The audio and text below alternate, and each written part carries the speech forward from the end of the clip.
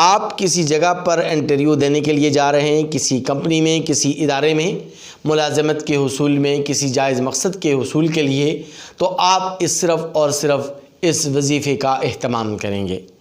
اور یہ وظیفہ انتہائی آسان اور انتہائی سہل ترین ہے۔ اس لیے آپ سے گزارش ہے کہ آپ پہلے چینل کو سبسکرائب کریں، ویڈیو کو لائک اور شیئر کرنا مت بھولیے گا۔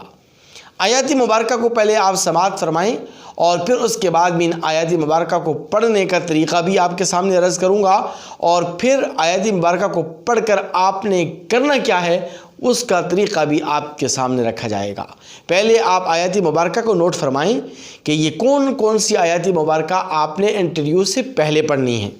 پہلی آیت مبارکہ ہے پہلے پارے کی سورہ بقرہ کی آیت نمبر 32، سبحانک لا علم لنا الا ما علمتنا انک انت العلیم الحکیم۔ اس آیت مبارکہ کو آپ نے 3 مرتبہ پڑھنا ہے۔ اس کے بعد پھر آپ 16ویں پارے میں آ جائیں، اور 16ویں پارے کی سورہ طٰہٰ کی آیت نمبر 64 تا 68، 64 to 68، یہ 4 آیات مبارکہ ہیں، مختصر ترین آیات مبارکہ ہیں۔ رب اشرح لی صدری ویسر لی امری واحلل عقدۃ من لسانی یفقہوا قولی،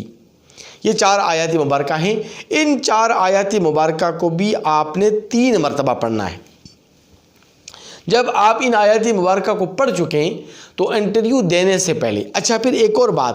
اگر آپ کو یہ آیات مبارکہ منہ زبانی یاد نہیں ہے، یعنی حفظ آپ کو یاد نہیں ہے، زبانی یاد نہیں ہے، تو آپ ان آیات مبارکہ کو انٹرویو دینے سے پہلے، انٹرویو میں جانے سے پہلے آپ ان آیات مبارکہ کو کاغذ کے اوپر لکھیں، اور کاغذ کے اوپر لکھ کر انٹرویو دینے سے پہلے آپ ان آیات مبارکہ کو 3 مرتبہ پڑھیں۔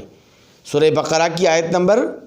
32 یعنی 32 نمبر آیت مبارکہ کو بھی آپ نے 3 مرتبہ پڑھنا ہے، سبحانک لا علم لنا الا ما علمتنا انک انت العلیم الحکیم، 3 مرتبہ اس آیت مبارکہ کو پڑھیں، اور اس کے بعد پھر آپ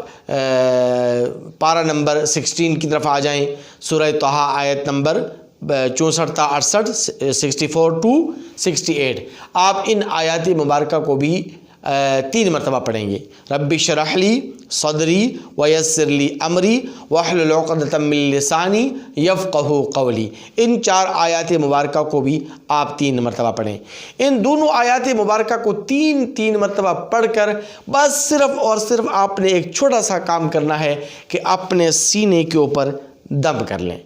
اور اپنے سینے کے اوپر دم کر کے آپ جب انٹرویو کے لیے جائیں گے تو آپ کا سینہ کھل جائے گا، آپ کا حافظہ اور آپ کا ذہن، آپ کا دل و دماغ مکمل طور پر کھل جائے گا، اور انشاءاللہ العزیز انٹرویو میں جو بھی سوالات آپ سے پوچھے جائیں گے وہ انشاءاللہ العزیز آپ